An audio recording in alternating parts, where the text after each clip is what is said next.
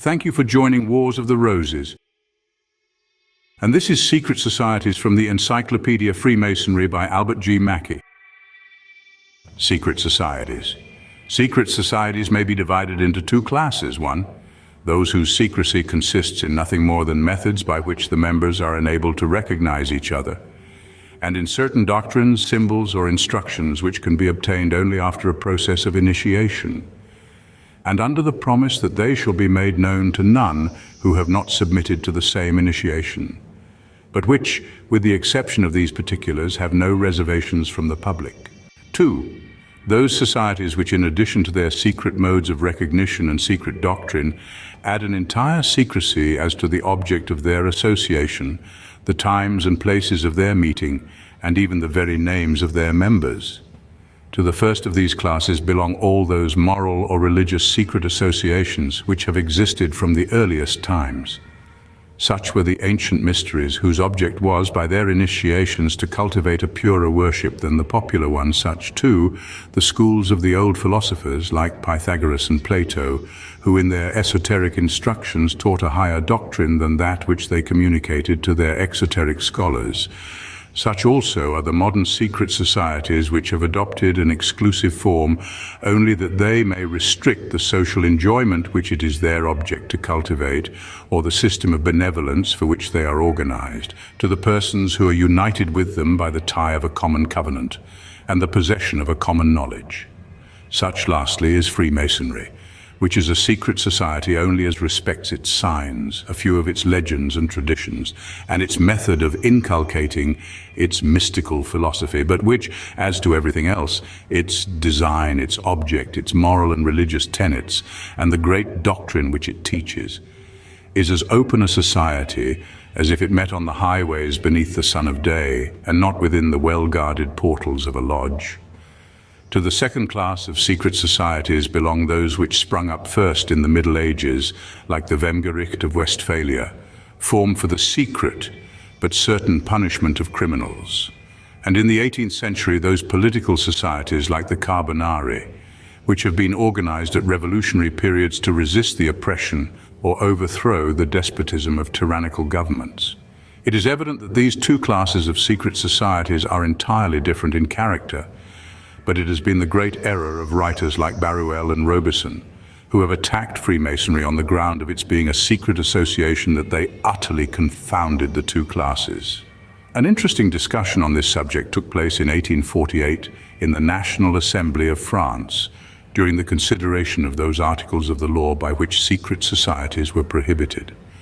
A part of this discussion is worth preserving and is in the following words: Bolette, I should like to have someone define what is meant by a secret society. Coquerel, those are secret societies which have made none of the declarations prescribed by law. Paulin Guillon, I would ask if Freemasonry is also to be suppressed. Flocon, I begin by declaring that under a republican government, every secret society having for its object a change of the form of such government ought to be severely dealt with.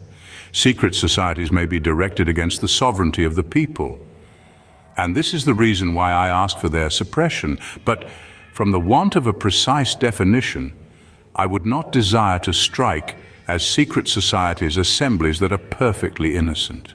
All my life, until the 24th of February, have I lived in secret societies. Now I desire them no more. Yes, we have spent our life in conspiracies, and we had the right to do so, for we lived under a government which did not derive its sanctions from the people. Today I declare that under a republican government and with universal suffrage, it is a crime to belong to such an association. Cockerell, as to Freemasonry, your committee has decided that it is not a secret society. A society may have a secret and yet not be a secret society. I have not the honor of being a Freemason. The President, the 13th article has been amended and decided that a secret society is one which seeks to conceal its existence and its objects. Secret societies whose members take any oath binding them to engage in mutiny or sedition or disturb the peace, or whose members and officers are concealed from society at large, have been declared unlawful in various countries, England adopting measures to that end in 1799, 1817 and 1846. But on these occasions specific exemption was made of Masonic lodges. On the continent of Europe, the Carbonari has been confused by some authorities with Freemasonry, or at least assumed to be a sort of political branch of it, though this is, of course, far from the understanding of our institution possessed by those within the fold. The Carbonari was founded in Naples by the Republicans in 1808 to destroy French rule in Italy. The King of Naples in 1814 soon found the armed Carbonari useful as a means of driving Murat, a Freemason, out of the country. Later on, the organization assisted the Austrians also to drive out the French, and gathering numbers up to what is claimed to be 500,000 members, spread into France and other countries. Other secret societies found on the continent and active in various countries are the Camorra and the Mafia. These secret societies need only to be mentioned here because the Roman Catholic Church has united Freemasonry with such political organizations in its condemnation. See Sedition Act, Politics, Carbonari, Camorra and Mafia. Thank you for watching, and please don't forget to share, like, subscribe and comment. And if you can, please consider donating to Wars of the Roses. Links to PayPal and Patreon are in the description. Thank you so very much.